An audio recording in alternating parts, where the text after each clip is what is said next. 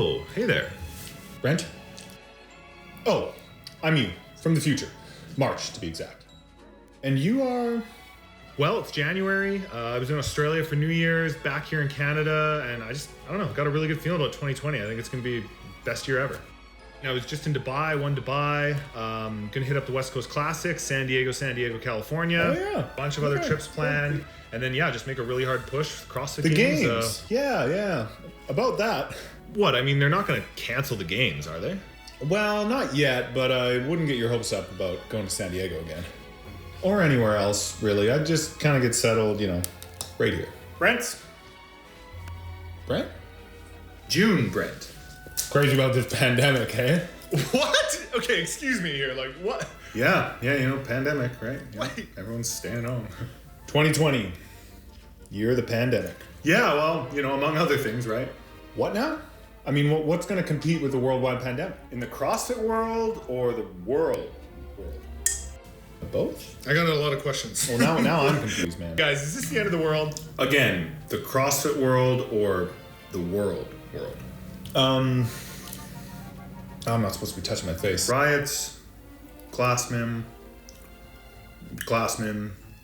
murder hornets. What? Excuse me. Yeah, what? Wait. Murder hornets, hey? Do you guys have any ice cream?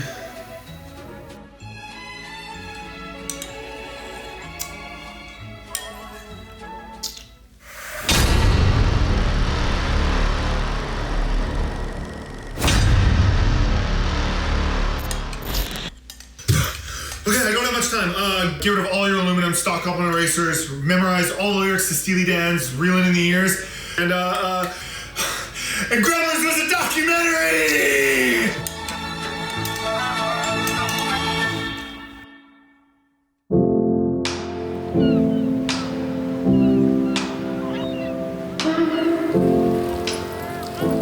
I'm back to work a few days a week in the clinic. I'm back, looking after the dog. We're trying to finalize wedding plans. Things were pretty wild. I was starting to get a hang of it. And then, a couple weeks out from the West Coast Classic, things kind of all came to a screeching halt with the COVID pandemic. We just did one kind of morning session, just a ruck run. And then, I don't know, we'll go eat some lunch, probably wash the dog because he had too much fun out there. And then we'll go to the gym later this afternoon probably and do a little bit more. Try to get a little bit of fitness in case the games do happen. Come on, little bud.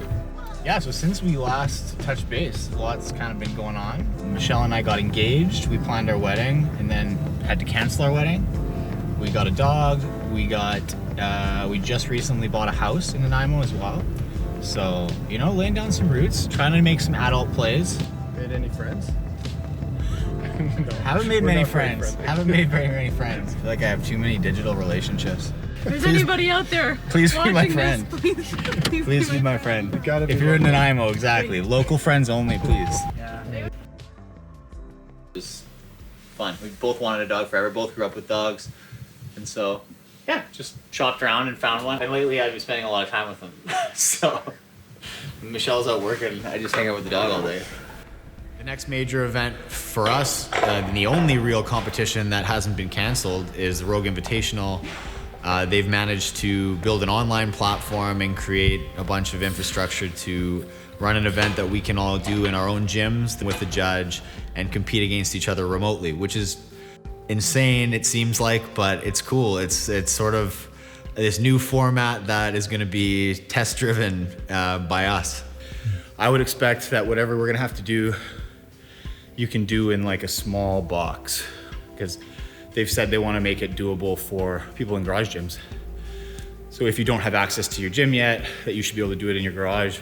And they're sending us equipment to do it with. So to me, it probably means that there's nothing crazy heavy, because I doubt they're going to ship every athlete like 600 pounds worth of plates. But it might be very open, like where, it's lighter weight, but lots of reps, and yeah, it'll hurt probably. Which sucks. I'd rather have some high skill stuff or heavier weight stuff, because it doesn't hurt as bad. Been able to come in a little bit earlier and just do some training by myself, but I have to basically clean everything that I touch. So for every, hour of training, I probably spend half an hour cleaning. So it's good times. Try to do what I can, all for the fitness,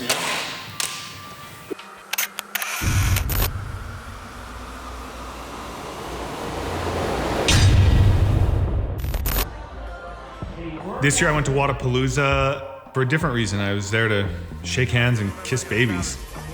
And it was really cool to watch the weekend unfold from the sidelines, have a really nice front row seat to watch Vellner and to watch Emily Rolfe. Right there's Emily Rolfe, looked very good. I mean, an incredible job on the skier. Got to that dumbbell and was able to jump ahead. Hi, my name's Emily. I am proudly Canadian. I'm 31 years old. I grew up in Kamloops, BC. I was a gymnast my entire life, competed nationally, and retired, moved on to competitive CrossFit.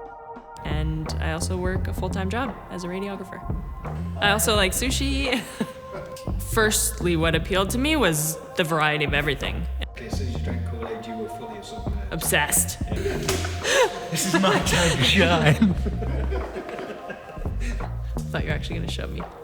No, I wouldn't do that to you, though. Yeah, you would. And like I say, like it felt like I was doing gymnastics again. Like you're swinging from the bar, you're covered in chalk. I think my parents told me like, oh, you know, like they're just kind of making it up on the fly. Like, does that not bother you? Oh no, like it's exciting, it's new. I was used to being in a very regimented sport where everything you knew exactly what was gonna happen. And then here, I think it's kind of fun that you just go do it. We're gonna show you my little home gym. This is the city living version. It's got everything you need. Got my box, my bench, thrower. This is where I lift. Couple bars, all my weights. Sandbag, chains. So you had no problem with quarantine? No, I just had a little party here all the time, every day. 2017, I would say, was the turning point. I made my first regionals. I did really well in regionals. Not well enough to make the games, but I was top 10, 9th, I think. And then I think from then on, I kind of saw what could be and where I wanted to go with it and started putting in a lot more hours, training twice a day from then on. And then, yeah, last year, won my first sanctional, made the games, top 20 in the games, won an event. And here come the women towards the finish line, led by Canadian Emily Rolfe. This is her first time at the games, and this will be her first event win. That'll be huge for her confidence going forward with Tia Claire Toomey right. And then it kind of took off. Like I did really well in Dubai and Waterpalooza this year. The competition was pretty up and down. I mean, I won the first event, so I started with the lead. Vellner coming up to the front. He's done 21:56 unofficial. Started with the lead, and then I don't think I got it back until the very last event. So I was down by a fair margin of points going into the last day, and It was fun getting to help him a little bit strategize for that final workout. You know, the nuances of what he thought he needed to do to execute a perfect workout in that final event to try to clinch the win. it was wall balls and skier dumbbell snatches, high box jump overs, and then bar muscle ups at the end. Yes. Cole Sager was right up there. So Cole is in the position he needs to be in right here. Hand up in the air for Cole Sager. 2 reps remaining. The elbow's trying to go, but Pat's up in the front. He hops up there, he shakes it, he tags. That win didn't even make me win the competition outright. It actually just forced a tie because he managed to finish second overall in that workout. So I won the workout to force a tie to then beat Cole on a tie break. Hands together for Pat Vellner. If you want to see this action again, Cole and Pat are going to be going head to head again at West Coast Classic. In Dubai, Pat and I got to know Emily pretty well. You know, we got to give her some advice, and sort of that relationship got to grow, and it was really nice getting to know her. And when we got to Waterpalooza, you know, that was her opportunity to get her ticket to go to the CrossFit Games. And on the first day, there was this sprint workout that finished with some heavy overhead walking lunges. And right at the finish line, she made a little bit of a mistake. Judge calls her back. She has to redo a few lunges, and it loses like a lot of time, a lot of points. And I was actually in the crowd cheering her on, right beside her husband and her coach, Kyle. And he was pretty devastated. You could see her on the finish line just like, oh, what have I done? Was the only one left on the floor. She was so close to finishing, and we've seen this all day. That last rep got her. She was right there with, other than Sarah, with the next group of women, and it's going to cost her the top 10. And immediately I wanted to kind of step in and take a little bit of a leadership role there, having done that multiple times myself over the years. Just wanted to remind her, like, it's just the beginning of the weekend. All these females are gonna make mistakes like this. There's so many more points to grab. Let's get upset for the next hour, then write down everything you should have done differently so you don't do it again, you know, in the next competition, and then focus for tomorrow because there's so many more points and there's lots of good events left. You know, you can still crush this. Final event of Waterpalooza, and Colleen Fosh, Emily Rolfe are basically tied, and whoever wins this workout, whoever beats the other girl in this workout, gets their second ticket to the CrossFit Games. They both made it in 2019, and now they're trying to make it back in 2020.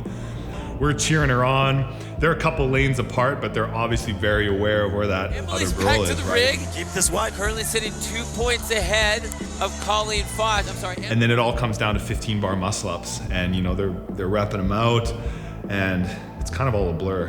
But from what I remember, they both almost got 15 and like failed. There was Colleen in. Colleen came down. So did Emily. Emily just got a costly no rep there. Emily Rolfe running. Oh my God. Emily Rolfe. Oh my gosh. It just tags her out. If she got to the tag on the throwdown buzzer.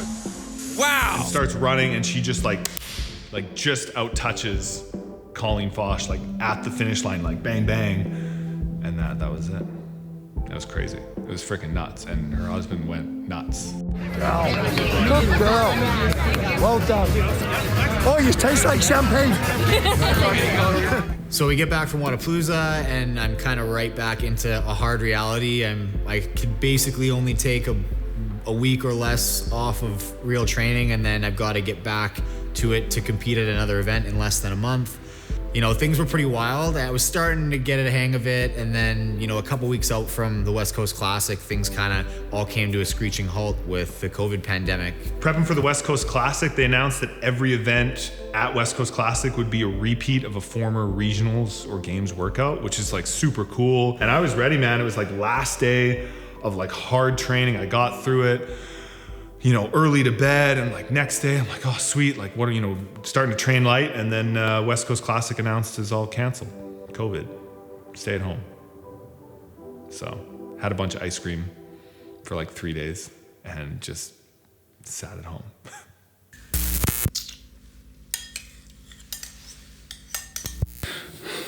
Hi, Brent Fikowski here. The pandemic has been around now for 2 days. I'm self-isolating, but I've got my home gym, which is good.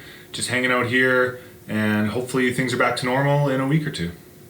So we've been social distancing now for about 3 hours, and hey, I mean, I've already learned how to crochet. Sing-along hour with Brent. We're back, and we're going through all the hits from my debut album, The Professor and Me. Flying off to California, off to Ohio. The news came out, you couldn't go a country mile. Ran out of toilet paper, looking nervous out the window. Thought life was complicated, now it's getting awfully simple. I was strong as an ox, fit as a fiddle. But as time goes on, I'm getting thick around the middle. Pull myself off the couch, do a couple push-ups. If this was any longer, I think I'm gonna go nuts. All right, welcome back to Painting with Pat. I'm just gonna start off with some very basic shapes.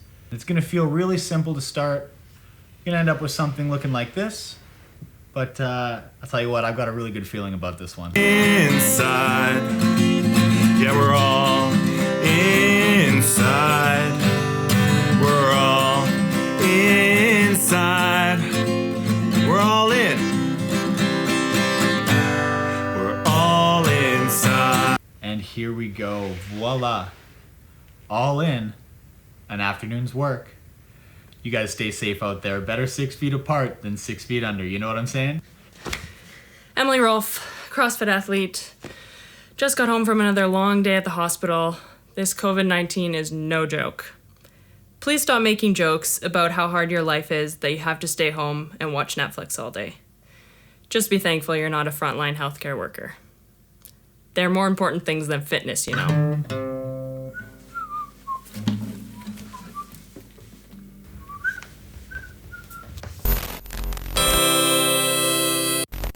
Screwed it up again. So this gym is actually maybe 7 months old, like it's pretty new. Yeah, my old gym, due to COVID, unfortunately had to close permanently, which is quite sad. My old coach, Isaac, he had to close, so I've switched maybe the past 2 weeks. I've moved here. So I feel like a lot's gone on, like with games Like, who knows, up in the air, cancellations, switch gyms, like, the only thing that hasn't changed is my job. Yeah, so Isaac Payne was my coach there. And now, my lovely husband, Kyle, is my coach. It's so loud. People watch like a live stream and they message me, like I hear Kyle over the crowd yelling at you. Number one fan. 642. No way. No way.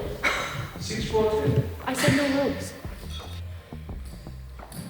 Okay, so CrossFit announced, I don't know, maybe a month ago now, that the games aren't going to be in Wisconsin. They're going back to the ranch in Aromas. So that was announced. Super excited. I've already got my ticket to the games. I'd love to compete at the ranch. It's a more intimate setting. Looks awesome. And then fast forward to maybe a week ago, they announced that they're actually going to cut the field to top 20. So I got an email that says, hey, actually, we're going to rescind your games ticket. That was the word. So that's obviously disappointing, but I have a good chance that I'll get it back through a backfall. Because some people can't go? Yep, probably travel restrictions, or I can't go right now. Canadians can't go over the border, so, but Who knows? Who knows, by then we might be able to drive. I met Pat I became probably pretty close with him this year.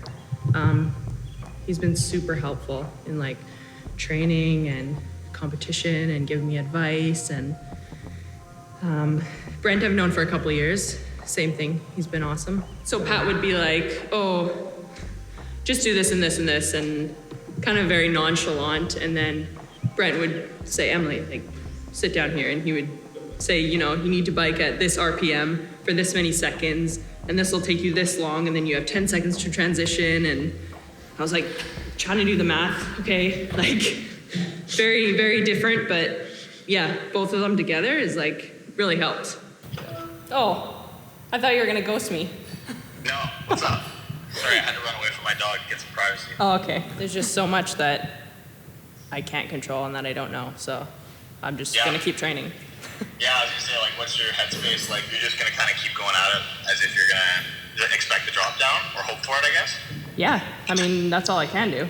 Yeah, because there's nothing to compete at, really, because you're not doing Rogue or anything, right? And either way, it's not a spot. Yeah, no, so not doing, you have Rogue, and then hopefully the games, but who knows, right? Yeah, it's fine, but training for the games is hard. And, like, some days really, really suck. And it would be tragic if I, like, spend all my July just kicking the shit out of myself, and then by, like, July, like, 22nd, they're like, hey, look, sorry, you can't travel, or, like, the games can't go run. Yeah, you which is spend, possible. Like, your last, like, 5-6 weeks in a camp just, like, burying yourself. Yeah, I know we were talking about that, like, yeah. Yeah, like, I'd rather go sit in the river and relax, right? Like, now it's picking up a bit. Surgeries are back on, outpatients are coming back in. Still no visitors though, so it's still quiet in that regard, but definitely the pace is picking up. And people aren't so, it's not so stressful now. It was a little bit stressful there for a couple months. Well, see ya. Oh, bye. It's been a year and a weekend. In June. It's been a year in June. Yeah. This last week was a long year, and over the course of the weekend, a whole lot of shenanigans occurred, and the end result of that has been hundreds of gyms de-affiliating. Yeah. CrossFit, the term CrossFit, was trending internationally on Twitter. It was one of the top trends internationally on Twitter, and the gyms are closed. The games aren't going on. Yeah. It was trending exclusively and solely because of that tweet. And that is a huge problem. So it's just frustrating. Yeah, it's just, so as quarantine restrictions started to be lifted, then there was the Black Lives Matter movement, lots of protests, and a lot of companies, a lot of influential people, organizations were supporting that movement. And CrossFit HQ, they've never been shy to say how they feel. And on this topic, they were silent for quite a few days, and a lot of people in the community were wondering why. And unfortunately, people's answer to that came in the form of a tweet from the CEO and owner of CrossFit, Greg Glassman. And his response is, "It's Floyd 19. It's so tasteless and insensitive and..." What happened this week? The CrossFit world came crashing down when Greg Glassman made a tweet that wasn't received very positively. This is Isaac, my former coach. You coached me for 3 years, I would say. About that, yeah. At your gym, and due to COVID, it's shut, so I've moved over. We thought we'd ask Isaac just some questions. I think the name will be tarnished for a little while because the general public that doesn't know CrossFit will only know it from this incident now. When they hear the word CrossFit, they're, oh, that's the guy who made those racist remarks. You do CrossFit? What do you mean? Why are you doing CrossFit? But the people who do it and people who are in the community know that it's more than just Greg Glassman. It's bigger than that. The community's stronger. Just call it something else for now, which is why a lot of gyms are renaming their gyms and trying to create an arm's length relationship and separate themselves from the brand. I was always treated well received in the community. You know, people were very welcoming and warm. I never got that vibe that I didn't belong. We need to be more conscious that, you know, not everyone has the same privileges, not everyone grows up with the same advantages, even in Canada. So we need to just be more aware of that and do more to build more of a community, like CrossFit has done. They have done a great job of that. The community is built off of good people, and they should stick to that, right? And as long as they have good leadership and their mantra stays true to what they believe in, and they stay diverse, which it is, and they respect everyone, I think that is what's going to help them be sustainable in the long run versus trying to overcompensate and trying to, you know, just keep doing you, and let's just, you know, let Glassman be an isolated incident and let's try and just move forward. And after all of this insanity, after all this wildness, we actually have a real live CrossFit event coming up this weekend that, I mean, if you could even call it CrossFit, since Rogue officially canceled their partnership with CrossFit, forfeited their sanctional status, and they won't even be giving out a games invite. They're just giving out a whole lot of cash. But for the CrossFit fans, it should be very fun to see a competition like this. I mean, it's like the first and only competition that people have been able to see for a long time. And it's got some of the best CrossFit athletes in the world, other than, you know, Matt Fraser or Fikowski. So it's been a pretty wild week in the world of CrossFit, but now we're one day out from the Rogue Invitational, so I'm trying to refocus and get myself settled and ready to compete. This minute, we just got our equipment last night and got everything built and set up today in time. But it should be a lot of fun. My family came down to watch and try to cheer me on, so we're pumped. It'll be cool. It'll be fun to compete again. I was like, your dog's getting fat. Well, it was funny, and I couldn't tell. Hey, how's it going? Good. I don't really remember what I came here for, but it's gonna be a big weekend. Got lots of rainy days. That doesn't matter though, because even when on rainy days, you can still have fun. Situation makes the solution, right? Like, Yeah. This is the solution. Yeah. And it's just like the level of organization and all everything that's into it is impressive. Oh yeah, that's why I don't want to Zoom ever again. Oh God, right? So it's a good chance to compete against a super deep field again. You've got a lot of the top guys that you know you're going to see down the line, and it's a good way to see where you stack up and see how people have been training through quarantine.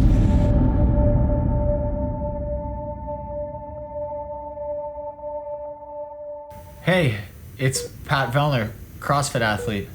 I'm just entering this log for the record. It's been 4 days since quarantine started, and I know this might come as a surprise to most people, but I'm still alive. Surprise! Fikowski checking in for the record. So quarantine's supposed to last 1 week.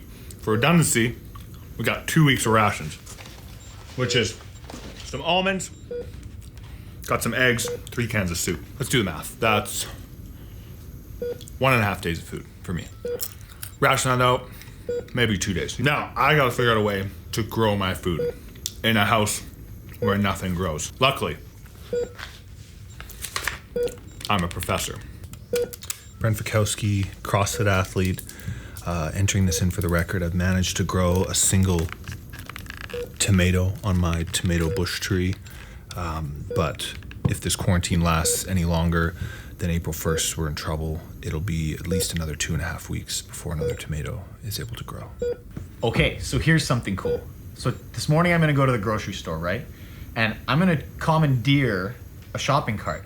And no one's gonna explicitly give me permission to do this. And they can't until I already take it. So after I bathe it in disinfectant, I'm gonna be taking control of a cart in international waters without permission, which by definition is gonna make me a pirate, right? Pat Vellner, COVID pirate.